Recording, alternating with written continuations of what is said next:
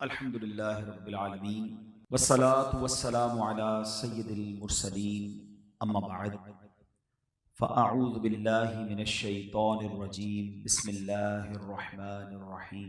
पढ़िए अस्सलातु वस्सलामु अलैका या रसूल अल्लाह व अला आलिका व अस्हाबिका या हबीब अल्लाह। अस्सलातु वस्सलामु अलैका या नबी अल्लाह व अला आलिका व अस्हाबिका या नूर अल्लाह।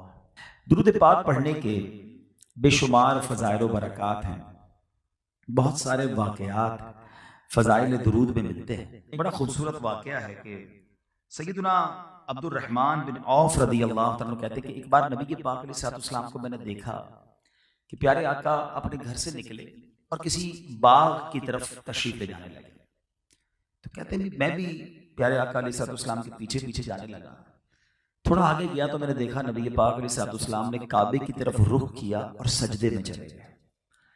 मैं इंतजार करता रहा, थोड़ी देर हुई और देर हुई, और लॉन्ग हो गया, सजदा काफी लंबा हो गया। मुझे डर लगा कि कहीं नबी पाक अलैहिस्सलाम की अल्लाह करीम ने सजदे की आलम में ही तो रूह कब्ज़ नहीं फरमा ली, इतना तवील सजदा। थोड़ी देर बाद नबी पाक ने सर मुबारक उठाया और जब आहट महसूस हुई तो फरमाया कौन है पीछे? कहा हुजूर अब्दुर्रहमान। कहा अब्दुर्रहमान क्या काम है? कहा हुजूर मैं आपके पीछे आ रहा था और आपने सजदा किया और इतना लॉन्ग इतना तवील सजदा किया कि मुझे ये खौफ होने लगा कि कहीं आपकी रूह कब्ज़ तो नहीं हो गई। तो अल्लाह के हबीब अलैहिस्सलाम ने जब अपने सहाबी की ये बात सुनी तो उन्होंने उसकी रीज़न बयान किया कि क्यों इतना तवील सजदा किया। अल्लाह के हबीब अलैहिस्सलाम फरमाते हैं कि ए अब्दुर्रहमान, मेरे पास अभी जिब्रील अमीन आए और ये बशारत लेकर आए कि या रसूल अल्लाह सल्लल्लाहु तआला अलैहि वसल्लम, अल्लाह पाक फरमाता है। जब भी याद रखिए वो हदीस जिसमें नबी पाक बयान करें और फरमान रब का हो, इसे हदीस कुदसी कहते हैं। जिब्रील अमीन ने कहा कि हुजूर रब फरमाता है कि ए महबूब, आप पर जो दुरूद पढ़ेगा मैं उस पर रहमतें नाजिल फरमाऊंगा, जो आप पर सलाम पढ़ेगा मैं उस पर सलामती उतारूंगा। ए अब्दुर्रहमान, इतनी बड़ी नेमत मेरे उम्मतियों को मिली, इस नेमत के शुक्राने पर मैंने ये सजदा किया था। अब जरा गौर करें, दुरूद कौन पढ़ेगा? उम्मती। रहमत किस पर नाजिल होगी? उम्मती पर, हमारे आका अलैहिस्सलाम। इसका मतलब ये हुआ कि रब तो इस उम्मत पर मेहरबान है। हमारे आका अलैहिस्सलाम खुद हमसे कितना प्यार करते हैं। वो हमारे नबी, उनके हम उम्मती। वो हमारे नबी, उनके हम उम्मती। उम्मती तेरी किस्मत पे लाखों सलाम। ये कितनी बड़ी मेहरबानी है अल्लाह की हम पर कि एक दुरूद पढ़ें तो रहमत नाजिल हो, सलाम पढ़ें तो सलामती नाजिल हो। इससे पता ये चला कि आजकल दौर बड़ा क्लैमिटीज का, प्रॉब्लम्स का, डिफिकल्टीज का है। बीमारियां अलग चल रही हैं, वायरस अलग चल रहे हैं, प्रॉब्लम्स अलग चल रहे हैं। अगर हम चाहते हैं कि हमारी सिक्योरिटी रहे, अल्लाह की रहमतें हमारे साथ रहें, तो दुरूद पाक एक ऐसा फॉर्मूला है कि अगर हम घर से निकले दुरूद पढ़ते हुए, काम पे जा रहे हैं दुरूद पढ़ते रहें, वापसी में आए तो दुरूद पढ़ते रहें, फजूल बातों से अगर अपने आप को बचाएं तो इंशाअल्लाह अल्लाह की रहमतों के साए में रहेंगे। अल्लाह की रहमत नाजिल होती रहेगी तो प्रॉब्लम्स भी दूर हो जाएंगी। अल्लाह मुझे भी दुरूद पाक कसरत से पढ़ने वाला बनाए, आपको भी दुरूद पाक और ज़्यादा पढ़ने की तौफीक दे। एक टिप भी दे देता हूँ। तकरीबन आप जितने लोग हैं, आप में से कई लोगों के जो वॉक करते हैं, ठीक है ना, अपनी सेहत के लिए अच्छी चीज़ है, वॉक करनी चाहिए। लेकिन अगर आप अपने वॉकिंग टाइम को दुरूद टाइम बना दें, अपने वॉकिंग टाइम को जिक्र टाइम बना दें, जहां भी वॉक करते हैं, चाहे आप ट्रेडमिल पे करते हैं या किसी पार्क में जाके करते हैं, जब भी वॉक करें आप शूज पहनते ही होंगे, साथ साथ तस्बीह भी ले लें हैं उस वॉकिंग में। और क्या करना है आपने? लेकिन अगर आप चलते चलते दुरूद पढ़ रहे हैं, उसके दो फायदे होंगे। एक तो एक पर्टिकुलर अच्छी तादाद में दुरूद आप पढ़ लेंगे, दूसरा जिधर जिधर चलते हुए जाएंगे वो सारी जगह आपके दुरूद पढ़ने की गवाह बन जाएगी। कलमा पाक भी पढ़ लें, अल्लाह का जिक्र भी कर लें, कुछ आप तादाद तय कर लेंगे, इतनी तस्बीह मैंने कलमा पाक की पढ़नी है, सुभान अल्लाह की पढ़नी है, अल्हम्दुलिल्लाह की पढ़नी, दुरूद की पढ़नी, 30 मिनट्स 40 मिनट्स व्हाटएवर टाइम जो आप वॉक कर रहे हैं, अगर उसको दुरूद टाइम और जिक्र टाइम बना लें। आप सोचिए हमारे जो असलाफ थे ना, वो बड़े कमाल के लोग थे, उनको एहसास था जिंदगी का कि ये एक एक सांस, एक एक मिनट कितना कीमती है। एक बुजुर्ग के बारे में आता है, वो जिधर से गुजरते थे ना, अल्लाह का जिक्र करते हुए गुजरते थे। एक बार किसी सड़क से गुजरे, दोबारा गुजरे वहां से, तो किसी ने कहा अभी तो आप गए थे, कहा मैं सड़क से गुजरा था मगर अल्लाह का जिक्र करना भूल गया था। मैं चाहता हूं मैं जिंदगी में जहां जहां से गुजरूं वहां रब का जिक्र करते हुए जाऊं, वो सारी जगह मेरे अल्लाह के जिक्र की गवाह बन जाए। और ये इतना एफर्टलेस नेकी है। जरा मिलकर कहिए सुभान अल्लाह, अब कहिए अल्हम्दुलिल्लाह, अब कहिए अल्लाह अकबर। कितनी देर लगी? आई थिंक 30 सेकंड्स भी नहीं लगे। मगर आपको पता है आपने 30 सेकंड में क्या कमा लिया? आप जितनी भी बड़ी पोस्ट पे हो, आप कभी अपनी पूरी अर्निंग जो भी आप महीने में कमाते हैं, चाहे वो बिलियंस में हो, हैं, उसको कभी कैलकुलेट कीजिएगा कि 30 सेकंड में कितने बनते हैं, तो वो चंद रुपए ही बनेंगे, चंद 100 रुपए ही बनेंगे, क्योंकि पूरे महीने की है ना। 30 सेकंड्स में बिलियनर भी चंद 100 रुपए कमाता है, चंद हजार कमा लेगा। मगर आपको अंदाजा है आपने 30 सेकंड में अभी क्या कमाया है? मेरे नबी के सच्चे वादे हैं, जो एक बार सुभान अल्लाह कहता है अल्लाह उसके लिए जन्नत में दरख्त लगा देता है। एक बार अल्हम्दुलिल्लाह कहे उसके लिए जन्नत में दरख्त लग जाता है। एक बार अल्लाह अकबर कहे उसके लिए जन्नत में दरख्त लग जाता है विद इन सेकंड्स। और यकीन करें ये नेकियां जब इंसान दुनिया से जाएगा ना, फिर उसे रियलाइज होगा कि अल्लाह दोबारा भेज दे, मैं और नेकियां करना चाहता हूं। जब उसका अजर देखेगा तो फजूल बातों में, सोशल मीडिया में घंटों जाया कर देते हैं। तो अपने पूरे दिन में कोई टाइम तो रखें ऐसा कि कुछ तिलावत का टाइम हो, कुछ जिक्र का टाइम हो, कुछ दुरूद का टाइम हो। नमाज तो पढ़नी है, तो इंशाल्लाह अगर ये शेड्यूल में आपने शामिल कर लिया तो यू फील फ्रेश। हाँ, आप देखेंगे ये जिक्र और दुरूद आपको कितना रिलैक्स कर देगा। अल्लाह मुझे भी अपने और अपने हबीब के जिक्र करने वाली ज़बान अता फरमाए और आपको भी नसीब फरमाए। आइए मिलकर एक बार मोहब्बत के साथ दुरूद पाक पढ़ लें। सल्लु अलल हबीब सल्लल्लाहु तआला अला मुहम्मद सल्लल्लाहु अलैहि वसल्लम। मैंने आज आपको दो बहुत ही खूबसूरत वाकयात सुनाने हैं, और ये दोनों वाकयात बुखारी शरीफ में मौजूद हैं। हदीस पाक की सबसे मुस्तनद किताब है, और ये दोनों वाकयात सरवर कायनात सल्लल्लाहु तआला अलैहि वसल्लम ने अपने सहाबा को सुनाए। ठीक है। अच्छा, यहाँ एक छोटा सा कंफ्यूजन, एक छोटा सा बाज़ का कुछ लोग आर्ग्यूमेंट करते हैं कि जब कोई आलिम दीन, जब कोई वाइज अपने बयान में कोई वाकया सुनाए तो अव्वल तो लोगों ने सुनना नहीं होता, और सुनना होता तो एक एतराज होता है कि यार कुरान और हदीस की बात करो, क्या वाकयात सुना रहे हैं। तो शायद उन्होंने खुद कुरान और हदीस पढ़ा नहीं है, क्योंकि कुरान में 100 से ज्यादा वाकयात हैं। सूरह बकरा क्या है? गाय का वाकया ही है ना। सूरह यूसुफ क्या है? हजरत यूसुफ का वाकया है। बल्कि सूरह यूसुफ को तो अहसनुल कसस कहा गया, बेहतरीन, कुरान के बेहतरीन किस्सों में से एक किस्सा। It means there are so many stories in Quran, more than 100 कुरान में वाकयात हैं। और मैं जो आज वाकयात आपको सुना रहा हूं ये बुखारी शरीफ में है, और नबी पाक अलैहिस्सलातु वस्सलाम ने सहाबाए किराम को सुनाया। What is the reason? क्यों वाकयात सुनाया करते थे और कुरान ने क्यों वाकयात बयान किए हैं? अच्छा, आज बड़ी टेक्नोलॉजी का दौर, बड़ा जनाब रिसर्च का दौर है। इन तमाम रिसर्च के बाद ये बात सामने आई है कि हमारे स्कूल हों, कॉलेजेस हों, बच्चों की मॉन्टेसरी भी हों, अगर कोई बात बच्चों को समझानी है तो उसके मुतालिक पहले कोई कहानी सुनानी है। क्यों? इंसान की ये साइकी है कि वो किसी स्टोरी के जरिए, किसी वाकये के जरिए बात को और अच्छे अंदाज से समझता है। तो इंशाअल्लाह उम्मीद है आइंदा कंफ्यूजन नहीं होगी। बहरहाल मैं तो बुखारी शरीफ का वाकया, और वो भी नबी पाक ने सहाबा को सुनाया। बनी इसराइल में 3 लोग थे, हदीस पाक का खुलासा है, और उन 3 लोगों में 3 प्रॉब्लम्स थे। एक बर्स का मरीज था। बर्स कहते हैं जिसके जिस्म पर वाइट दाग लग जाते हैं, पूरा जिस्म वाइट हो जाता है। एक था जिसके बाल ही नहीं आते थे, गंजा था, और एक अंधा था। इन तीनों की अल्लाह करीम ने आजमाइश फरमाई। एक फरिश्ता भेजा, वो बर्स के मरीज के पास गया और जाकर कहा कि तुम्हारी क्या ख्वाहिश है?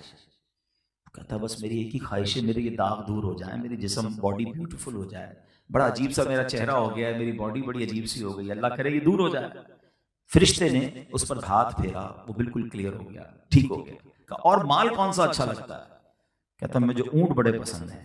तो उसको 10 हामिला ऊंटनियां फरिश्ते ने दे दी, जिसमें बच्चे बाद में होने थे। आगे गया तो गंजा मिला जिसके बाल ही नहीं आते थे। कहा तुम्हारी क्या ख्वाहिश है? एक ही ख्वाहिश है, बाल आ जाए और ये बीमारी दूर हो जाए। फरिश्ते ने उस पर दम किया, उसके बाल आना शुरू हो गए। कहा और क्या चाहिए? कहा मुझे गाय बड़ी पसंद है। तो उसको हामिला गाय दे दी। और आगे गया तो वो तीसरा अंधा था। कहा तुम्हें क्या चाहिए? कहा बस आंखें चाहिए, इससे बड़ी क्या नेमत होगी, अंधा हूं मैं। उसकी आंखों पर दम किया, उसको आंखें आ गई।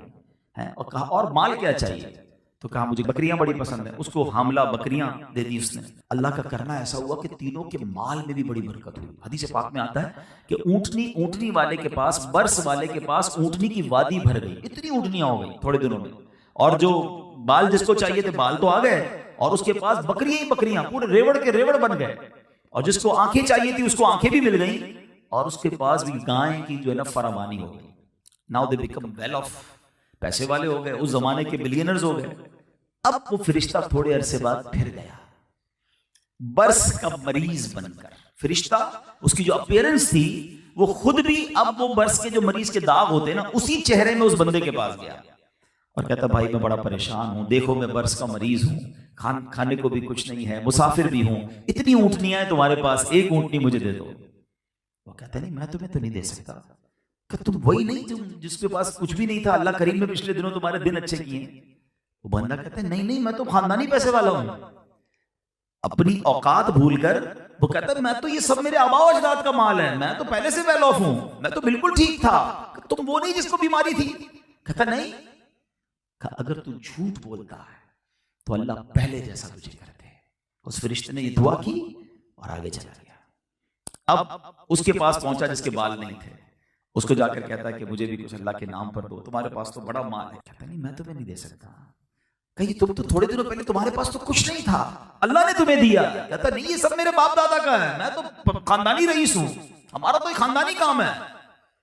अच्छा, अगर तुम झूठ बोलते हो तो अल्लाह तुम्हें पहले जैसा करते हैं। हदीस पाक में आता है वो फरिश्ता जो है अंधा बनकर अब उस अंधे के पास गया, कहा कि भाई मेरे पास आंखें नहीं है, मेरे पास कुछ भी नहीं है, तुम्हें अल्लाह ने बड़ा नवाजा है, इतने सारे तुम्हारे पास जानवर हैं, इतनी बकरियां, एक बकरी मुझे दे दो।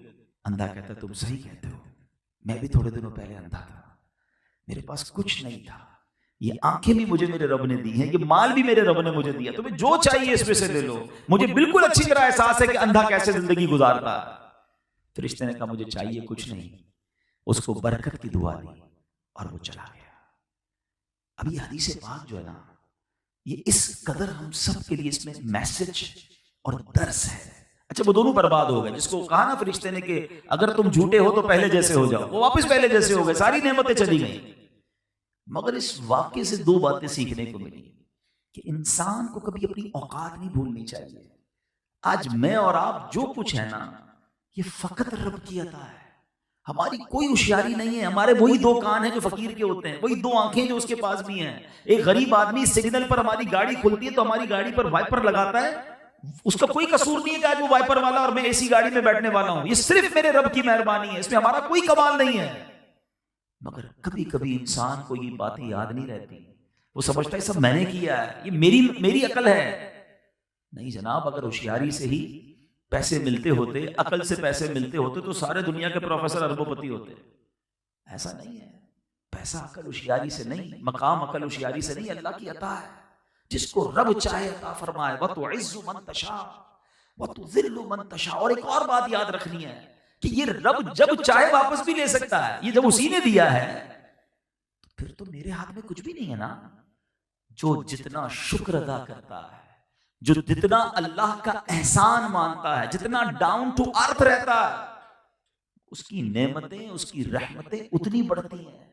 और जो अकल कहते हैं ना, उसकी टोर ही बदल जाए, उसका स्टाइल ही बदल जाता है, उसको फिर बर्बाद होने से भी कोई नहीं रोक सकता। और ये नेमतों में इजाफे का फॉर्मूला भी यही है। अल्लाह ने कुरान में फरमाया ला इन शकरतुम ला अज़ीदन्नकुम, तुम मेरा शुक्र अदा करो मैं तुम्हें और अता करूंगा। सुभान अल्लाह। यानी अगर हम चाहते हैं कि ये कंटिन्यू रहें, इसको जवाल ना हो, ये हमारी नेमतें छिन ना जाएं, तो इसका फॉर्मूला यही है कि शुक्र अदा करते रहे, मालिक की तेरी अता है, तेरी मेहरबानी है। और तकब्बुर ना करें, प्राउड ना करें, अपना कमाल ना समझें, और फिर और लोगों को हेल्प आउट भी करते रहे। अच्छा, इसमें जो है ना एक और कमाल की बात पता है क्या है कि नॉर्मली हम कहते हैं, हमें सबको पता होता है क्या शुक्र करना चाहिए, लेकिन शुक्र जो है ना उसका इशू ये है कि हम समझते सिर्फ जबान से ही शुक्र होता है, या अल्लाह तेरा शुक्र, या अल्लाह तेरी मेहरबानी। सिर्फ जबान से शुक्र नहीं होता, प्रैक्टिकली भी शुक्र होता है। मैं अल्लाह का शुक्र भी अदा करता रहूं, उसे नाराज भी करता रहूं, ये कैसा शुक्र है? मिसाल के तौर पे आपका एक मुलाजिम हो, आपके पास आए कि साहब मुझे कुछ कर्जा चाहिए, कोई हेल्प चाहिए, आपने कहा चलो बेटा मैंने तुम्हारी हेल्प कर दी। अच्छा वो कैसा, बड़ी मेहरबानी, आप कहें बेटा जरा ये गिलास उठा के उधर रख दो, वो तो नहीं रखूंगा। बेटा जरा गाड़ी निकालो, वो भी नहीं निकालूंगा। अच्छा कल टाइम पे आना, नहीं टाइम पे नहीं आऊंगा। आपकी मेहरबानी, मेहरबानी भी कह रहा है और बात भी नहीं मान रहा है, तो बताइए आप क्या करेंगे? या तो उसे फायर कर देंगे कि अजीब शुक्र है, अजीब थैंक्स है, कि जबान से थैंक्स कह रहा है, बात एक भी नहीं मान रहा है। हम में से बहुत सारे लोग ऐसे ही हैं जो जबान से तो थैंक्स अदा कर रहे हैं, जबान से तो अल्लाह का शुक्र अदा कर रहे हैं, प्रैक्टिकली अल्लाह को नाराज कर रहे हैं। ना नमाज पढ़ रहे हैं, नमाज एक्चुअली पूरी बॉडी का शुक्र है, आंखों से लेकर, सर से लेकर, हाथ से लेकर, पैर से लेकर, ये पूरी बॉडी का शुक्र है कि या अल्लाह आंखें दी, पैर दिए, हाथ दिए, सब तेरी बारगाह में झुका रहा हूं। इतनी सी देर लगती है नमाज में, उसका टाइम नहीं हमारे पास। फरमाया हराम ना कमाओ, हराम कमा रहे हैं, हलाल के करीब नहीं जा रहे हैं। ये कैसा शुक्र है? एक्चुअली शुक्र अल्लाह की इताअत का नाम है। यकीनन जबान से शुक्र अदा करना है, मगर लॉजिकली भी आपको समझ आता है कि शुक्र यह है कि जिसने दिया है ना उसको नाराज ना करें। होना क्या चाहिए वैसे, जरा आप थोड़ा सा सोचते हैं, अल्लाह अताएं बढ़ाए तो हमें सजदे बढ़ाने चाहिए ना, हमें सदके बढ़ाने चाहिए, हमें शुक्र बढ़ाना चाहिए। मगर इधर हाल यह है कि बंदे के पास जब थोड़ा होता है ना तो वो अभी भी कुछ ना कुछ अल्लाह की बात मान रहा होता है।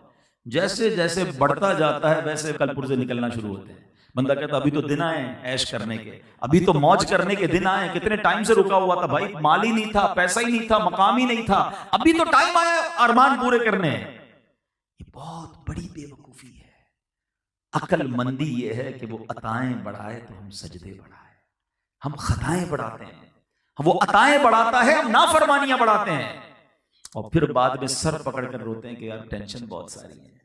अच्छा, इसी वाकये से एक और बड़ा जबरदस्त मैसेज मिलता है कि आजमाइश जो है ना वो सिर्फ बीमारी नहीं है। हमने आजमाइश कभी का जब खुद ही कॉन्सेप्ट बना लिया, यार ये बंदा बड़ी आजमाइश में, क्या आजमाइश में? बीमार है। अच्छा ये क्या आजमाइश में? कर्जे में। ये क्या आजमाइश में? कारोबार में नुकसान हो रहा है। यकीनन ये आजमाइश है, लेकिन आजमाइश सिर्फ ये नहीं है, आजमाइश नेमतें देकर भी की जाती है। इन तीनों के साथ क्या हुआ था? इनको तो दिया, जो मांगा वो दिया ना अल्लाह ने, और यही तो चेकिंग थी। हम में से हो सकता है यहाँ कोई बेचारा बीमारी में, अल्लाह करे ना हो, बीमारी में नहीं होगा, या किसी कर्जे में नहीं होगा, किसी बिजनेस प्रॉब्लम में नहीं होगा, हम समझ रहे हैं ठीक है। हमें जो इतनी सारी नेमतें दी गई है ना, ये भी आजमाइश है। यही तो चेकिंग हो रही है कि दे रहे हैं तो फर्मा बरदार बन रहा है या नाफरमान बन रहा है। एक बड़ी प्यारी बात उलमा से सवाल किया गया कि हमें कैसे पता चले, हाउ वी कैन जज कि जो मुझे मिला है या मिल रहा है ये नेमत है या आजमाइश है। क्वेश्चन है ना। बंदा कुछ भी नहीं कर रहा फिर भी तरक्की पे तरक्की, कारोबार बढ़ता ही जा रहा है, ओहदे बढ़ते ही जा रहे हैं, एक कमेटी का चेयरमैन, दूसरा का भी चेयरमैन, उधर भी आगे तरक्की, पता चला ना अल्लाह की कोई फर्मा बरदारी कर रहा है, तरक्कियां हो रही हैं। अब बंदा कहता है नेमतें मिल रही हैं। तो ये कैसे टेस्ट हो सकता है कि जो मुझे मिल रहा है ये नेमत है या आजमाइश है? इसका बड़ा खूबसूरत जवाब उलमा ने दिया। फरमा ये चेक कर लो कि जो तुम्हें मिल रहा है इसके मिलने के बाद तुम अल्लाह से करीब हो रहे हो तो समझ लो ये नेमत है, और मिल भी रहा है और तुम रब से दूर भी हो रहे हो, समझ लो ये आजमाइश है।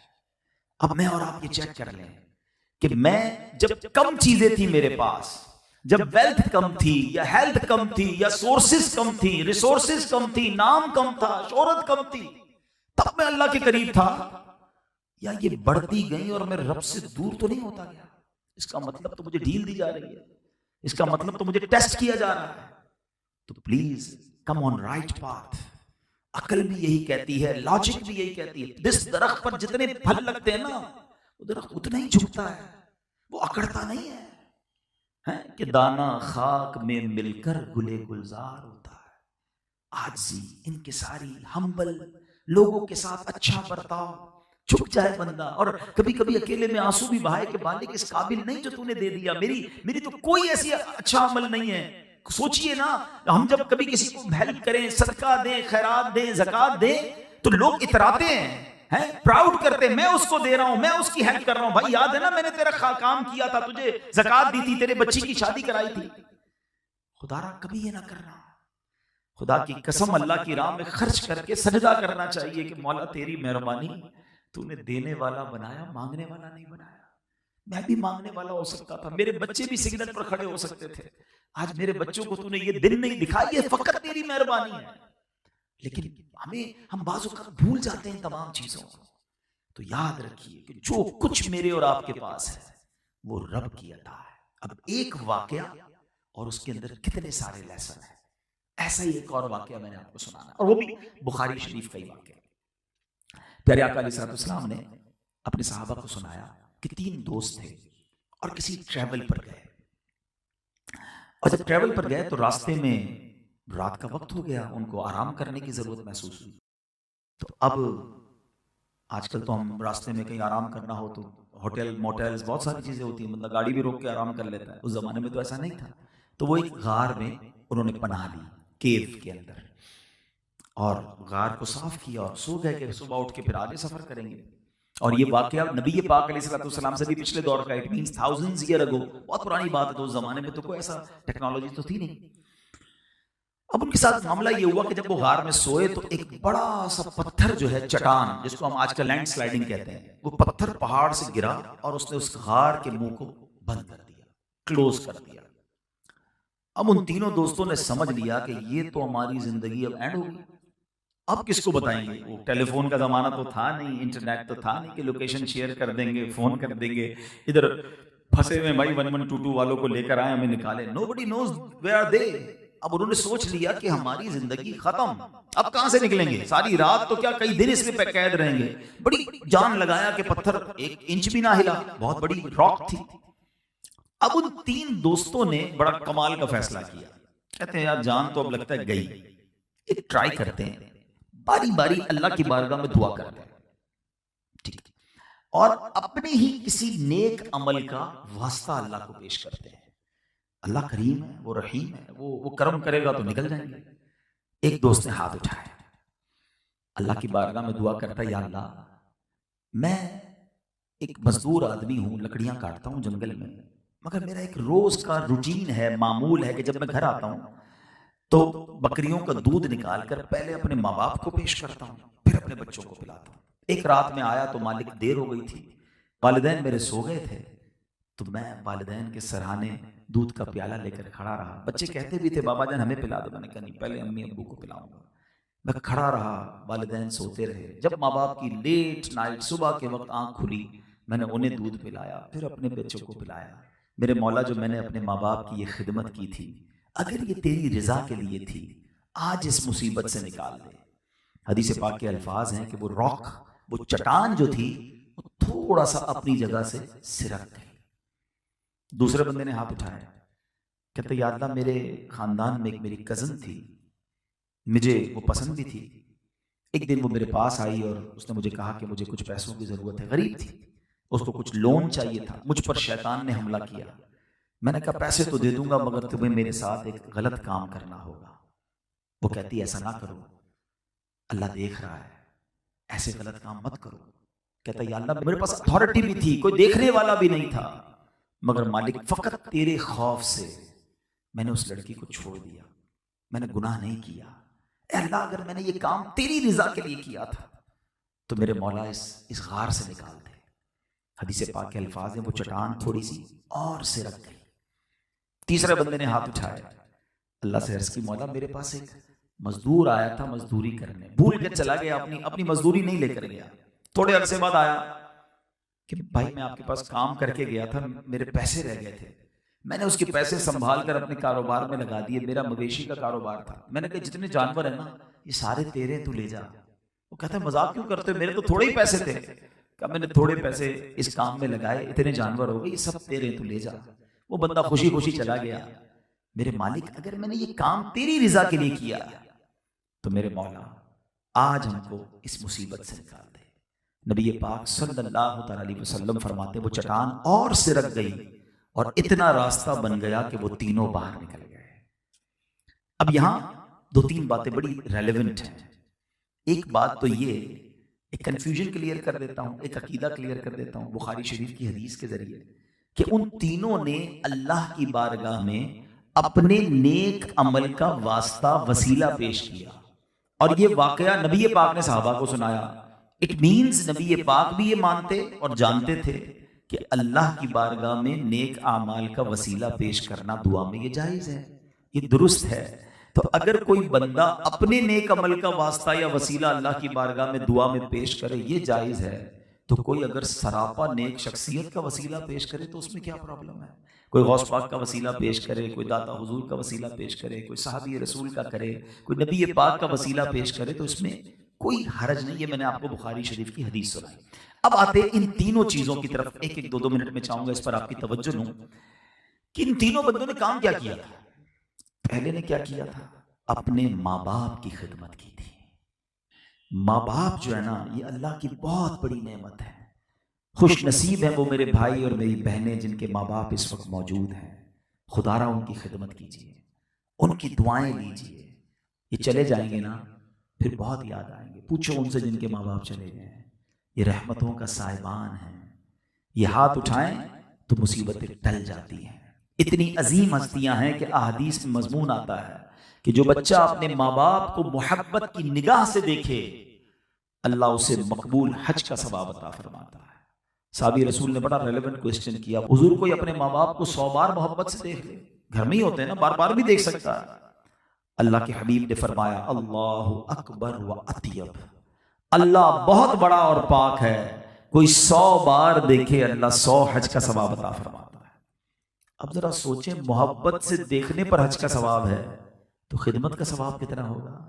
है दवाई दिलाने का सवाब कितना होगा? हॉस्पिटल ले जाने का सवाब कितना होगा? व्हील चेयर चलाने का सवाब कितना होगा?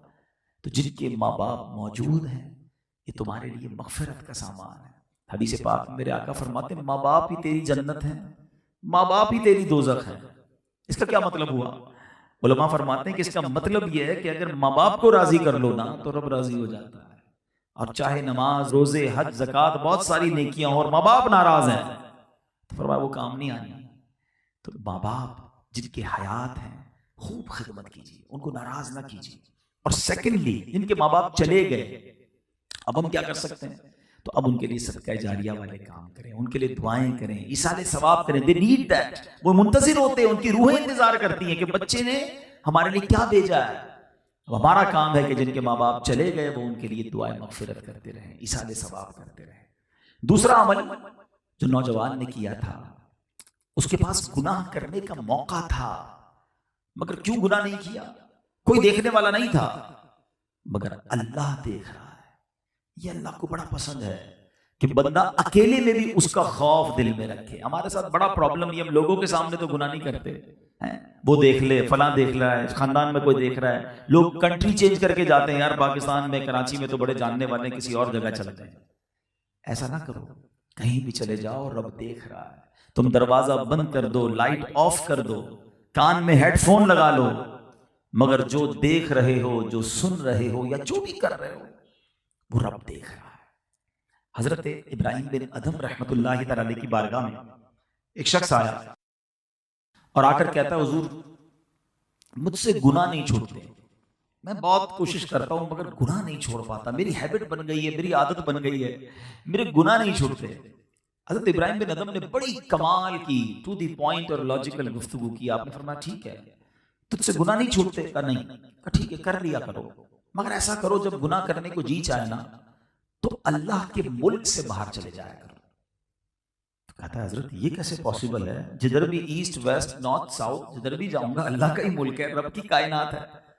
फिर तो अच्छी बात नहीं ना बेटा कि जिसके मुल्क में हो उसी की नाफरमानी करो। कहा अच्छा ठीक है, गुनाह करने का जी चाहता है? कहा बहुत चाहता है। कर लिया करो, मगर फिर अल्लाह का रिस्क खाना छोड़ो।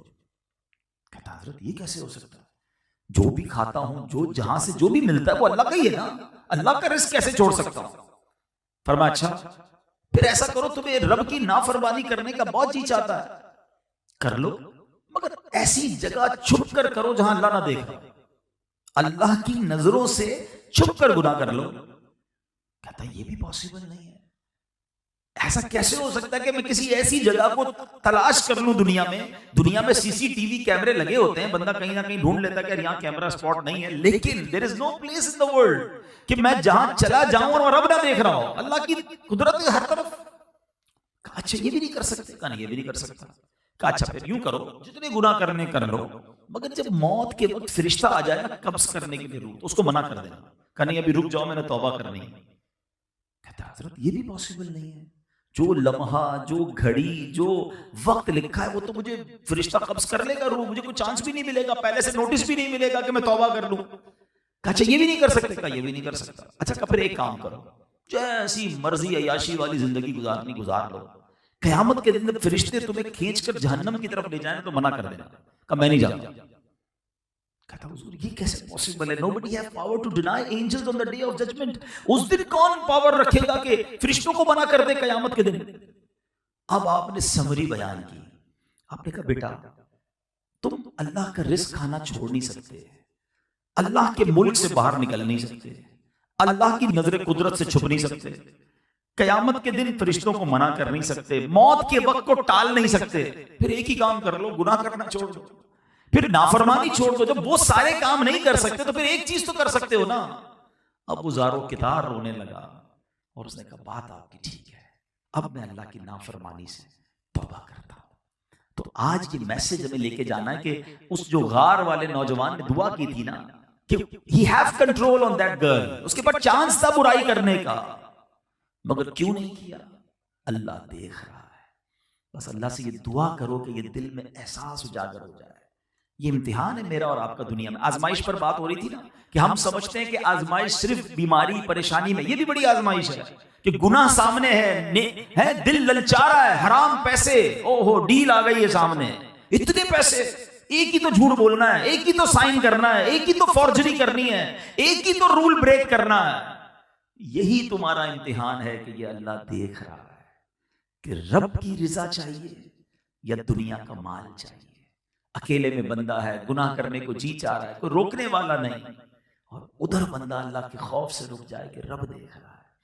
एक हदीस पाक है, तवील हदीस है कि कयामत के दिन जिन खुश नसीब लोगों को अल्लाह के अर्श का साया मिलेगा ना, उनमें एक खुश नसीब वो भी है कि जिसको गुनाह करने का मौका मिले, बुराई करने के लिए कोई औरत बुलाए और वो कहे कि नहीं मैं अल्लाह से डरता हूं। इन तमाम चीजों को जहन में रखना। अल्लाह करे कि ये है मुश्किल, मगर ये कब मिलेगा कि जब बंदा ऐसे लोगों की सोहबत में रहे कि जहां खौफ खुदा की बात होती हो, जहां आखिरत की बात होती हो। दुनिया में चंद दिन तो देखिए गुनाहगार की लाइफ भी गुजर जाती है, नेकूकार की लाइफ भी गुजर जाती है, मरना हम सबने है। और जब कब्र में जाएंगे ना, नॉर्मली सोसाइटी, कॉलोनी या बाहर से घर देखकर आपको पता चल जाता है कि यहाँ कैसे लोग रहते हैं। आप डिफेंस जाए तो लगता है यार यहाँ वेल ऑफ लोग रहते हैं, लियारी की तरफ जाए तो यार यहाँ गरीब लोग रहते हैं। कॉलोनी देखकर पता चल जाता है, कब्रिस्तान में कब्र देखकर पता नहीं चलता कि अंदर क्या हाल है। सब कब्रें एक जैसी होती हैं, किसी की कब्र जन्नत का बाग होती है और किसी की कब्र दोज़ख का घड़ा होती है। अब ये फैसला होगा हमने जिंदगी कैसी गुजारी है। यहाँ से बुकिंग नहीं हो सकती। हम इस वक्त अमेरिका जाएं, यूरोप जाएं, कहीं भी जाएं, अपनी मर्जी का होटल बुक करते हैं, अपनी मर्जी का रूम बुक करते हैं। पहले जनाब booking.com पे जाके कैसे रूम है, वॉशरूम कैसे हैं, कितनी जनाब उसके स्टार्स कितने, रिव्यू कितने, 4-5 दिन के लिए जाना है, उसके लिए इतना जनाब हम सेटअप चेक करते हैं। गाड़ी कौन सी होगी तो जनाब वेदर कैसा होगा। यार जहां 4 दिन जाना है उसके लिए इतनी तैयारी, इतने रिव्यूज। मैं आपको नबी पाक के रिव्यू बता रहा हूं ना कि कब्र में 2 ही तरह की कब्रें होंगी, there is no third option. 2 ही कब्रें होती हैं, या तो जन्नत का बाग है या तो दोज़ख का घड़ा है। बुक करो ना कौन सी करनी है। 4 दिन के लिए नहीं होगी, कयामत तक के लिए होगी। हजारों साल से लोग कब्र में हैं, और मैं और आप जब मरेंगे तब भी हजारों साल, पता नहीं कितने 100 साल 1000 साल कब्र में रहना पड़े। आज रूम के अंदर तो एक कॉल करते तो बंदा वेटर आकर कॉफी दे जाता है, और जो चीज चाहिए फौरन आ जाती है। उधर कोई नहीं आएगा, मैं हूंगा, मेरे अमाल होंगे, बट नोबडी हैव टू। अच्छा, उसके बारे में बात करने के लिए भी कोई तैयार नहीं है। अभी तो घर में बैठ के बात हो ना, यूरोप जाना है, जरा कोई कहता नहीं सिंगापुर जाना है, अच्छा रुको जरा चेक करता हूं क्या होता है। अभी बात होती है तो हम उसकी सर्चिंग शुरू कर देते हैं। जिधर नहीं जाना उधर भी रोज चेक करते हैं। वो कभी कभी तो किसी वो booking.com पे कोई मुल्क एक बार सर्च कर लो तो बार बार वो मैसेज भी कर रहा होता है, आपने एक बार सर्च किया तो जाना नहीं जाना दोबारा, याद कर रहा है तुम्हें, वो मुल्क कॉल कर रहा है। अरे मुल्क कॉल कब से करता है, कब्र रोज कॉल कर रही है, लेकिन उसके बारे में कोई बात भी नहीं करता है, उसके बारे में कोई डिस्कस ही नहीं करता है। बाजों का शैतान है ना, कहते हैं अरे मौलाना साहब बातें बहुत अच्छी कर रहे हैं, मेरी बातें हो रही है, दिमाग में डाल रहा हूँ, बिल्कुल ठीक बोल रहे हैं, लेकिन बस अभी तो जवानी है, बस 50-60 साल बाद मैंने भी अल्लाह ही करना है, मैंने क्या करना है। लेकिन क्या आपने जवान मरते नहीं देखे? आपके पास गारंटी है कि आप 50-60 साल तक जिंदा रहेंगे? मैं अभी आपको रीसेंट वाकया सुनाता हूँ, पिछले हफ्ते की बात है। हमारे एक दोस्त हैं जद्दा में, बेचारे अमेरिका पहुंचे, अभी अमेरिका लैंड किया है। उनकी 15 साल की बेटी जद्दा में थी, स्कूल से आई है, कोई बीमारी नहीं, अपने नूडल्स खुद बनाए हैं। थोड़ी देर बाद उसकी तबीयत खराब हुई, घर वाले नॉर्मल समझे, हॉस्पिटल लेकर गए, उसका इंतकाल हो गया। 15 ईयर्स, मतलब ये है जिंदगी और मौत, पता भी नहीं चलता, कोई बीमारी भी नहीं होती, बंदा अचानक से सोते में सुबह नहीं उठता है। इन तमाम बातों के बाद पता है समझ क्या आती है कि हम रोज ऐसे जिंदा रहें कि अगर आज मरना पड़ गया तो वो सफर तैयार है, कब्र ऐसी होगी कि जन्नत का बाग बन जाएगी। मैं लाइफ ऐसी गुजारूं। देखिए, मुझे और आपको कोई मैसेज नहीं आएगा। आजकल एक मैसेज आता है कभी कभी मोबाइल कंपनीज की तरफ से कि योर डाटा इज गोइंग, खत्म होने वाला है, ऑफ होने वाला है, जल्दी से टॉप अप कर लें, अपना बैलेंस डलवा लें, क्योंकि थोड़े ही जीबी रह गए, थोड़े ही जनाब आपके मिनट्स बाकी रह गए। जिंदगी में कोई मैसेज नहीं आएगा कि जनाब 3 दिन रह गए, तौबा कर लें, आज आखिरी दिन है, अल्लाह को याद कर लें। सुबह बंदा घर से निकलता है और शाम जनाजा घर पे आता है। क्या ऐसा नहीं होता? हमारे साथ होता है, हमारे दोस्तों के साथ हुआ है। तो काश मैं और आप तैयार रहें। आगाह अपनी मौत से कोई बशर नहीं, सामान 100 बरस का है, पल की खबर नहीं। और जो तीसरा बंदे का वाकया था वो क्या था कि उसने एक मजदूर की मजदूरी संभाल के रखी, अच्छी जगह इन्वेस्ट की, जब वो आया तो उससे ज्यादा करके दी। अल्लाह ने दुआ सुनी ना, गार से निकल गया ना। ये हमने भी सीखना है। पास होता तो होता है इंसान हमारे पास के पैसे भूल जाता है, किसी की अमानत होती है हमारी तरफ और हमें ख्याल ही नहीं होता। हम कहते ठीक है भूल गया तो क्या, अच्छा पास होता लोग कहते किसी के हैं भी तो क्या कर लेगा, बिगाड़ तो नहीं सकेगा ना। ठीक है, आज हमारा कोई बिगाड़ नहीं सकता, मगर एक दिन तो जवाब देना पड़ेगा ना। कोई किसी की जमीन पे कब्जा कर लेता है, कोई किसी के पैसों पे कब्जा कर लेता है और कहता है ठीक है मेरा कोई नहीं बिगाड़ सकता, आज तुम्हारा कोई नहीं बिगाड़ सकता। मगर एक दिन होगा जब जालिम का गिरबान होगा और मजलूम का हाथ होगा, और अल्लाह मजलूम के साथ होगा। मजलूम, जब मैंने पिछले दिनों पंजाब गया तो एक बड़ा प्यारा जुमला सीखने को मिला। वो कहते हैं ताकतवर से ना डरो, माड़े आदमी से डरो। जो कमजोर होता है ना उससे डरो, क्योंकि ताकतवर, वो ताकतवर तुमको मैं उससे ज्यादा ताकतवर हूं। कमजोर जो होता है तो वो हाथ उठाता है ना तो वो अर्श तक जाती है सदा। अल्लाह खूब उसकी पुकार सुनता है और फिर बेड़ा गर्क हो जाता है जालिम का। अल्लाह हमेशा हमें जुल्म से बचाए, अमानतों को पूरा लौटाने वाला बनाए। दुनिया में दे दो आप, अगर किसी का आता है ना दे दें, कम नहीं होगा आपके पास। अगर यहां नहीं दोगे ना तो कयामत के दिन नहीं दे सकेंगे। वहां पैसे नहीं चलेंगे, वहां नेकियां चलेंगी। सैयदी आला हजरत इमाम अहले सुन्नत फरमाते हैं जो किसी के 3 पैसे जानबूझकर दबा ले उसे बरोजे कयामत 700 मकबूल बाजमात नमाजें देनी पड़ेंगी 3 पैसों के बदले। मुझे बताओ ना, इधर तो लाखों रुपए होते हैं, नहीं होता एहसास। ऐसा ना हो कि सारी जिंदगी की नेकियां देकर भी छुटकारा ना मिले। तो अल्लाह करे कि हम लोगों के हुकूक पूरे करने वाले बने। बहरहाल आज मैंने आपको 2 बुखारी शरीफ के वाकयात सुनाए और ये दोनों जबरदस्त मैसेजेस हैं हमारे लिए, अगर हम असर लेने वाले बने। और हम थोड़ी सी दोहराई कर लेते हैं। पहले वाकये में हमने शुक्र के बारे में सीखा। अल्लाह की नेमतें हैं तो उसका शुक्र अदा करें, नाशुक्री ना करें। ये ना सोचें ये मेरा है या मैंने कमाया है या मुझे ये इज्जत मेरी कोशिश की वजह से मिली है। जो मिला है रब की अता से मिला है, उस पर तकब्बुर ना करें। और दूसरे वाकये में हमें सीखने को मिला 3 बातें। माँ बाप का अदब, अकेले में भी गुनाह से बचने की कोशिश, और थर्ड अमानतें पूरी लौटाएं, किसी का हक ना दबाएं।